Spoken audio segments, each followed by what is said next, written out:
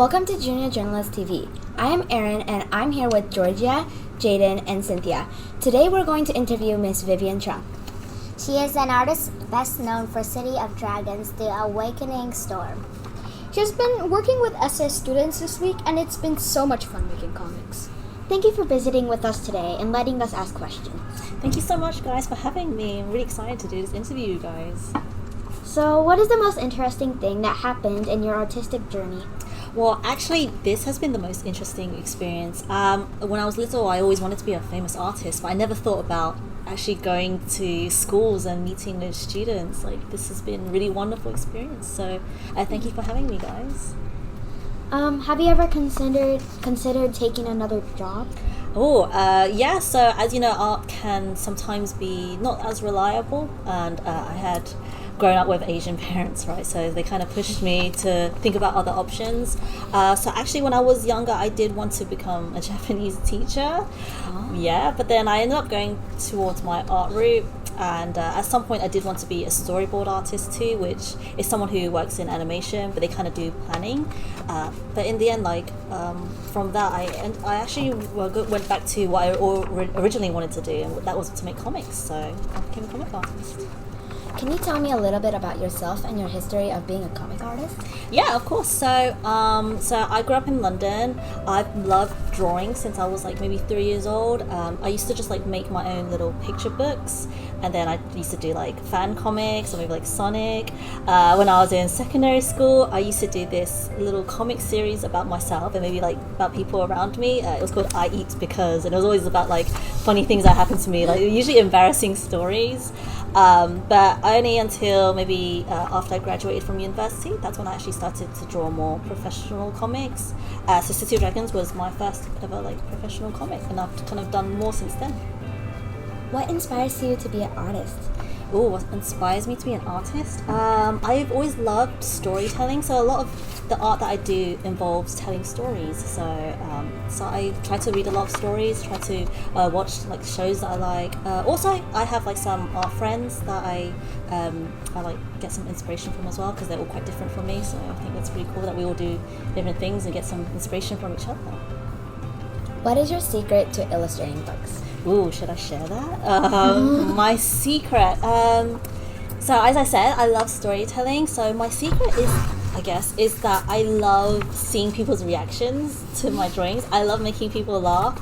Or sometimes it's I want to make people feel a certain emotion. Like in City of Dragons, the beginning, if you've read it, it's quite sad, right? So I kind of wanted to figure out how am I going to make these particular scenes sad. So I kind of like playing with people's emotions in a way. So that's kind of my secret. I really enjoy doing that. What time of day do you usually like to write? So time of day I like to create things. I usually I work best early morning and then late at night, but I don't always get up early morning, so it's usually just late at night. From 12 to 6 I am very sleepy and I'm just falling asleep when I'm drawing. What are some techniques and tools you have used? So I now, with everything that I do digitally. So I use a drawing tablet, and I use a software called Clip Studio Paint. But from my kind of art background back in school, I used to actually always only ever use acrylic paint, and I just did a lot of paintings. So that's kind of how I love still coloring, that kind of. In City of Dragons, Grace is the main character. How did you originally think they would be? So when Jamal Yogis, the creator, came to me, actually pitched this idea that the creator was, the main character was a boy. So Grace was originally a boy. But when we kind of started discussing more about the collaboration, we decided to actually make Grace a girl, because I felt growing up, especially in the West, I didn't get to see a lot of people that looked like me, lots of main characters. So I thought it was really important to actually have someone that could represent Asian faces. So I think that's why it's like really cool to see like how like the effect that it has like in like being in Asia right now, like and then like kids being able to see like, oh, like this girl, she looks like me, and like I can really relate to that, right? And I've always wanted that growing up, so it was really nice to see like the impact Grace has had on everyone. But Grace, we actually came up with the idea for Grace where Jamal had a friend called Grace, and I have like a really close friend, an artist friend called Grace. So I thought I just wanted to use her name. So Grace was like originally a boy. What made you like as an Asian? It could still like stay as a boy. What made you think it wanted to be a girl? Yeah, so in these kind of like adventure action stories, a lot of the times the characters are boys because it's like a stereotype that boys are going to go out and do dangerous things, right?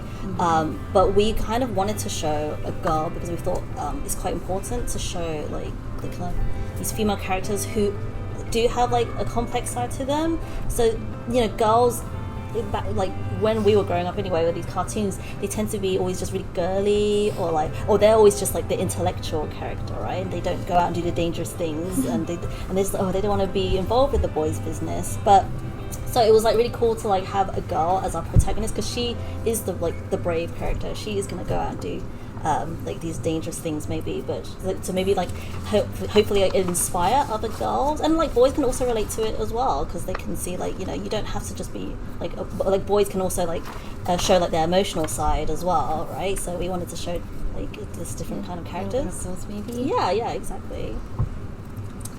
What would you say to someone who wants to be a comic artist? Yeah, so something I would say, like good advice, is to actually read comics. It sounds so simple, but you'd be surprised about how many like artists who want to do comics and they don't read comics. So if you want to be good at doing comics, you want to see like what other people are doing and how they're making comics and what maybe you can bring to the table too. How do you keep yourself interested to keep on writing the book you're working on? Yeah, so as you know, like City of Dragons is about 230 pages long, and that took about a year for me to draw. So there are days where maybe I do feel a little bit exhausted by what I'm doing, but what I really enjoy about making these comics is after I've finished like maybe each step, so I would like sketch the whole book first out, and then I would do the line art, and then I would do the coloring at the end. But after each kind of step that I do, I like to look back on all the pages and see like how far I've come. And once it's all complete, it's just like such an amazing feeling, like looking back at it like, oh my god, I can't believe I did all of that. Like it looks just so cool on your screen. So that's like a really like fun feeling I like look forward to. So that's kind of like, I set that as like my goal, like to kind of get that feeling. So that's how I can kind of keep working at something as long as this. You know how you talked about you use one ear to draw City of Dragons? How long did it take to like do the whole City of Dragons, including the time where Jamal Yogis took to write the script? Yeah, that's a really good question. I didn't even find this out till last month when I met up with Jamal. He actually told me that he had been working on like City of Dragons, like the idea, for roughly 8 years. A very long time, right? But he wasn't working on it the whole time. It was just maybe bits of it. He was maybe starting to write. So I think he only kind of fully completed the script like a few years ago, and that's when he came to me to like figure out how we're gonna make City of Dragons, and then I would kind of like add in my own ideas. After we like found like Scholastic to help us make the book, that took like another like a few months for him to like rewrite and for us to set up like all the kind of business side to City of Dragons. So the full process, you could say, outside of Jamal thinking of the idea, I think you could say it took about like 2 or 3 years just for the first book. Has any of the events in your book City of Dragons took place or is like similar to your childhood? Yeah, so in the beginning of City of Dragons, you see Grace, she's getting bullied by these boys, and they're kind of like attacking her for the way she looks or where she comes from. I would say something, I never had anything as like violent as what happened to Grace, but yeah, growing up in the UK, there wasn't a lot of people in my community that like looked like me, like not a lot of like Chinese people, for example. So I have had like incidents where people would say like really mean like racist things to me, or like just like making fun of the way I look or the way I speak. So that's kind of like an experience I shared with City of Dragons. Unfortunately, I did not find a dragon in my toilet, so I'm still like mad about that. But there you go. that's life for you. Can we have a sneak peek of City of Dragons 2? Oh, I don't know. I can't show you anything, unfortunately. Hopefully, in the next few weeks, or even sooner than that, the cover will actually be revealed, because I've actually drawn like everything for City of Dragons 2, and they're just finalizing everything. But I can reveal that the title for City of Dragons 2 is going to be called Rise of the Shadowfire. And I can't really go more. I have one more additional question. Yes, So, of course.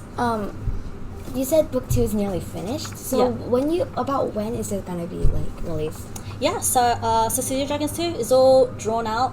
It's just kind of being finalized to get ready to send to the printers. So the printers are kind of like a factory in a way, to like they start actually producing all these books, and that's going to take quite a while. But hopefully it's going to be released in stores on October this year. Oh, that's cool. Would you like to say anything else to our audience? Well, thank you so much, guys, for like supporting City of Dragons. Like, we wanted this to be a series, but it's not. If people don't read the book, it's not going to be made, right? So it's just like, thanks to your support, we are able to make a book 2, and we've just announced that we are working on book 3 and 4 as well. And hopefully, like, even like more books will come after that. So just like keep reading them, keep supporting, keep telling us and telling everyone like how much you love these books. Like, it really means a lot to us. Thank you so much. Thank you. Thank you for your time and talking to Junior Journalist TV. Thank you so much for having me, guys. You did a great job. Actually, there's actually, like, we know that the setting's in France, but Yes. it's gonna be in France because in the end of book 1 it said that, do you guys want to go to Paris? Yeah, so you already got a rough idea of what's going to happen. So it's good. Thank